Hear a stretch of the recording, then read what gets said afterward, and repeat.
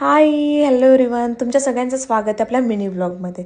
तर मी ज्या दिवसापासून डेली व्लॉग टाकायला सुरुवात केली होती त्याच दिवशी रात्री फर्स्ट व्लॉगच्या मी सांगितलं होतं की आम्ही गेलो होतो रात्री बाहेर. त्यावेळेस 16 तारीख होती. माझा बड्डे असतो 21 तारखेला.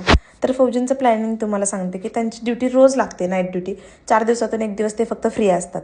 मग ते बोलले की मला, अगं वैष्णवी तू बघतेस मला रोज ड्युटी आहे, तुझ्या बड्डे दिवशी पण ड्युटी असलीच तर मग काय करणार, तुझा पण मूड ऑफ होईल. चल आपण आज जाऊया सेलिब्रेशन का. मी म्हणलं नको, अजून 4 दिवस आहेत, आता ते फिलिंग्स तर येतील का बड्डेच्या. तर मला बोलले नाही नाही चलच. जर त्या दिवशी नाहीच मला वेळ भेटला तर काय करणार सांग बरं. तर ते असे का बोलत होते की 6 वर्षातून आम्ही दोघांनी माझा सेलिब्रेट केलेला पहिला बड्डे होता.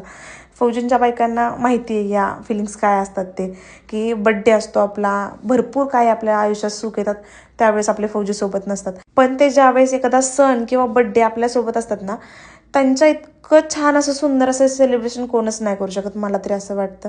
कारण की इतकं प्री प्लॅनिंग कोण करतं यार, 5-6 दिवस. म्हणजे मला इतकं भारी वाटलं ना. असं नाही की माझा बड्डे करावा, पण आपल्याबद्दल एखादा माणूस इतका प्रेमाने विचार करतोय की मी हिला वेळ नाही दिला तर हिला किती वाईट वाटेल. त्यासाठी इतकं भारी वाटलं मला.